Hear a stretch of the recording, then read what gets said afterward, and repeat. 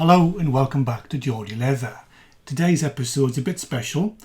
Following on from the previous riveting, snap fasteners and eyelet video, I've had quite a few requests to show the machine that was referred to but never actually used in those episodes.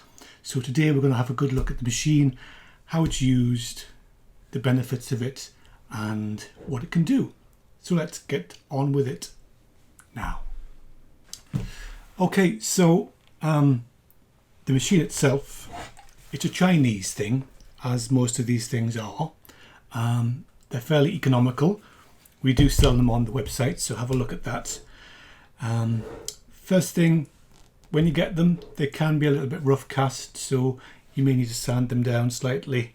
If you want to give it a coat of paint, that's up to you, but everyone's different, so some need more attention than others. I recommend you lubricate the mechanisms, squirt a bit of oil on there, and that'll help to get things moving smoothly.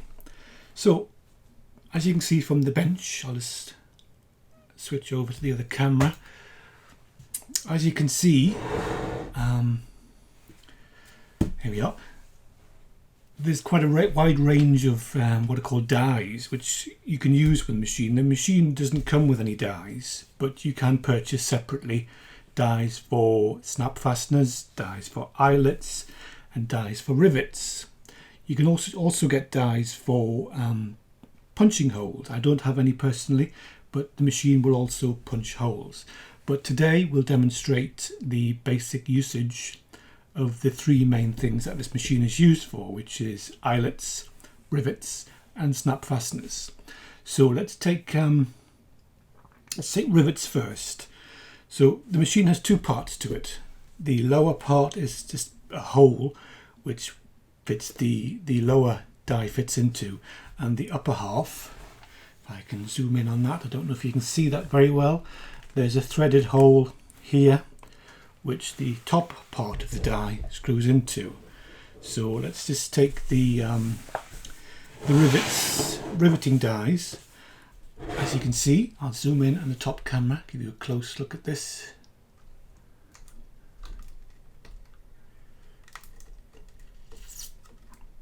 So as you can see, there's a wide range, and different dies have different configurations, but with the riveting die, it basically consists of a base die, which is, they're all 19mm diameter, which fits the 19mm hole on the machine. So in a riveting die set, there are two parts. There's the bottom die and there's the top die. Now, the bottom one slips into the hole in the machine, and the top one has an M8 screw. They all have an M8 screw, which just screws into the top of the machine. So looking at the actual die itself, it basically consists of, the base consists of a circle, which is the diameter of the rivet. There is a different size die for each size rivet. This is a 10mm die, and they don't come labelled, but I do tend to label my own because my vision isn't very good, so it helps me to identify the dies quickly. So that's a matching pair of 10mm dies. So as I was saying, the base die has a circle with a concave impression, which the head of the rivet sits into. The opposite end, the top end, is basically the same again. It's a die with a concave depression, but it has a rubber silicone ring around the die which holds the other half of the rivet in place and stops it dropping out of the machine. So let's actually get some rivets and we'll see how these work.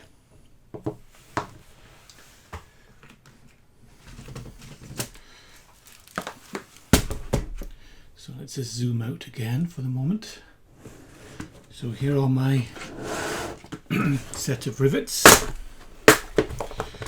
Again, rivets, as you see from a previous video, come in different sizes, different cap diameters and different lengths. Now let's take the 10mm base, and we'll see we need a 10mm rivet. So that sits in there like so, as you can see, sits in there snugly. Now the other part of the rivet the other cap. These are double cap rivets. So just to remind you what they look like. I can get it without dropping it. So that when the dies are put into the machine, I'll do it over here, you can see, so that will squash into that little silicone ring, and you just push it in and it'll hold the cap in whilst it's in the machine, so it won't drop out. So let's just fit these into the machine.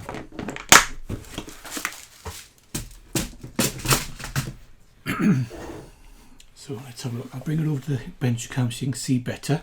So the bottom part die goes, it sits in the bottom, oops, where is it? In the bottom, just drops in.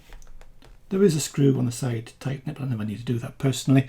So that's the bottom one, and the corresponding 10mm screws into the thread above. So once you have both dies in place, the machine is ready to go. So like I say, I've already put the cap for the 10mm rivet in the top section, and we'll put the other end of the rivet in the bottom section. So all we need now is 2 pieces of leather to rivet together. So let's just find some scraps. Let's just take a bit of scrap leather and I'll just cut it into sections for our demonstration purposes. So we want to rivet 2 bits of leather together. Obviously need to put a hole in there, so we'll take our punch and just punch one side, pinch the other side.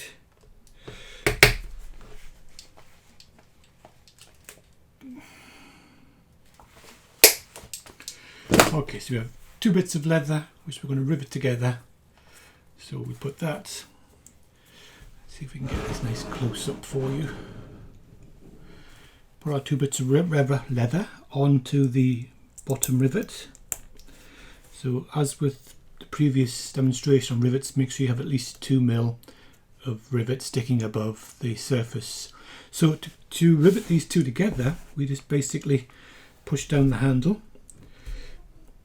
and press, and there we have a perfectly riveted piece of leather. Now you see the concave domes on the dies help to maintain the concave shape of the rivets, doesn't squash them like you do when you're hammering sometimes. So there we go. That's the use of the riveting aspect of this machine.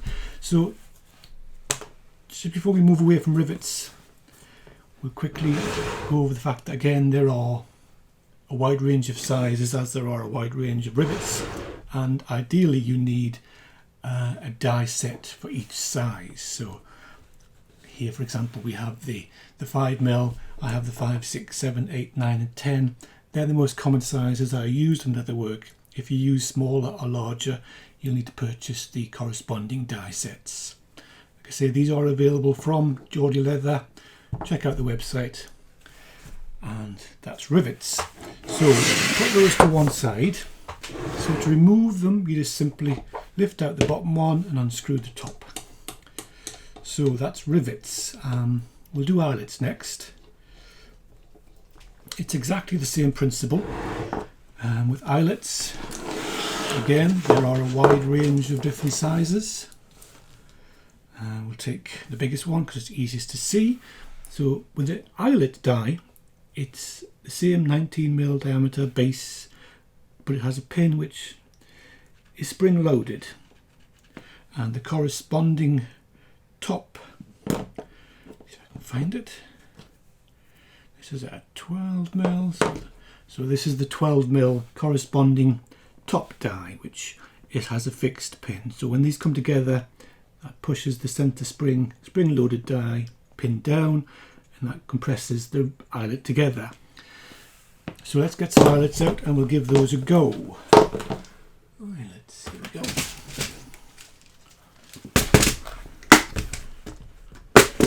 So we'll take the biggest size because it's easiest to see.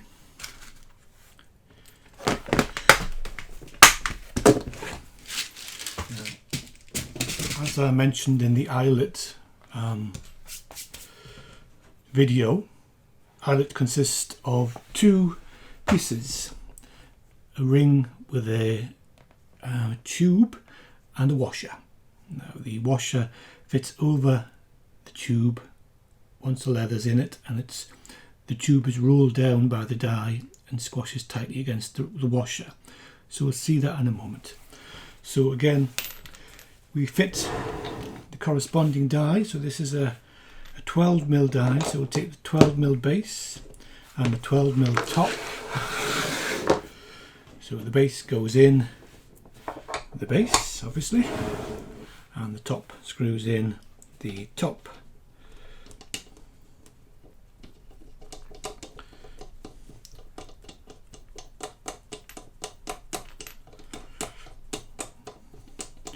So that's the machine set up for the 12mm eyelet. So I'll quickly go and punch a hole in a piece of scrap and I'll come back to you. Okay, so we have punched a hole in a piece of leather. So we insert the eyelet in with the dress dome side on the good side of the leather. We turn it over and we put the rivet on the other side. Now again, we just put that in the setting machine, like so, and we just press down.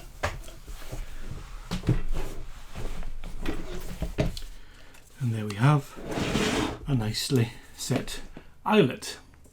So as you can see, the machine has rolled down the shaft of the eyelet and formed a nice smooth bead. So both sides are nice and smooth and rounded. So there we go, that's eyelets. So we'll take out the eyelet dies, and the last demonstration is going to be setting snap fasteners. Okay, so we'll look at snap fasteners next. Like I say, snap fasteners are slightly different in the sense that they require 4 dies as opposed to 2.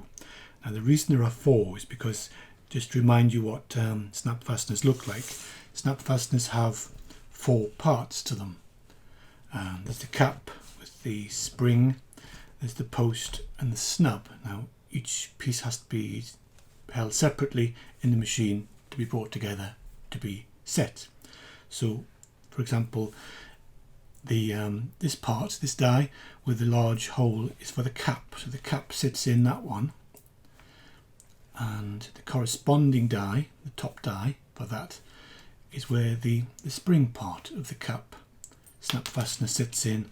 So that goes in face side down. So where are we? There we are. So we have the base, which is the cap, and the top, which is the spring part of the cap. When they come together, they'll be compressed and will form the seal. And the other 2 dies are for the other part of the snap fastener. So we have the post, which goes on the base. Post just sits on there, and on the top part of that corresponding set we have the little holder, which you can see, look carefully, has a little spring around it which helps to nip together and hold the little button, little snub, so it fits into there like so, and that holds it, stops it falling out while it's in the machine. So let's just take 2 pieces of scrap leather. It's got a hole,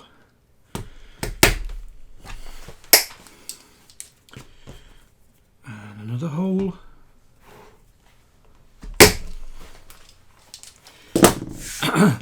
so again we'll load the machine with the dies. So the base goes into the base, and the top screws into the top. So we'll do the cap side of the fastener first. If you're doing a batch of fasteners, it's often easier to do all the bottoms first and then change the dies and do all the tops first. But for now, so in the bottom we have our cap with its post sticking up. In the top we have the spring part of the cap, the fastener, and that's pointing down. So let's take a piece of scrap. So the dress side of leather goes down. Let's bring this up closer so you can see it. Goes down, and then we're going to bring down the setting machine, which will take those together like so. And there we have our properly set cap side of the snap. That's good and snug. So again, it's maintained the domed part of the fastener. So that's the top section. We place the dies, and we'll do the bottom section to create the post part of the fastener. So the large die with the post in goes the bottom, and the smaller die with the little snub, or I'm not sure what that's actually called, I call it snub, button, which fits into the springy part of the cap.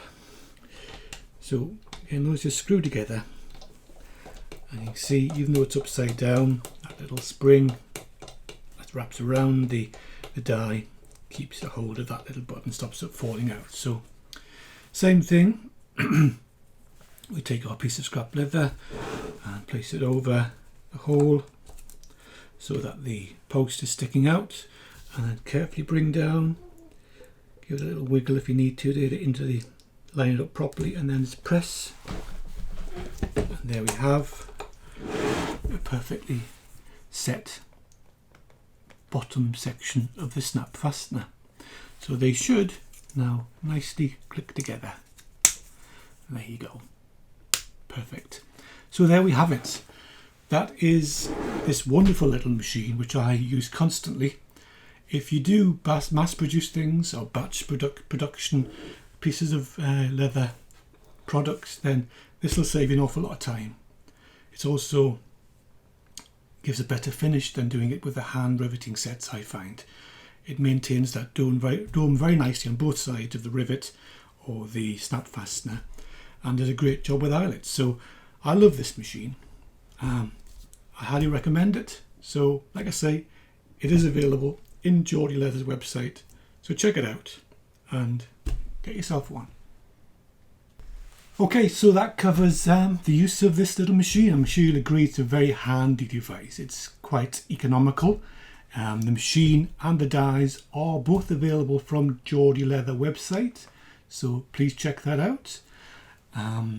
Good investment, good tool to have, very recommended. So until next time, don't forget to like and subscribe, and we'll see you soon. Bye bye.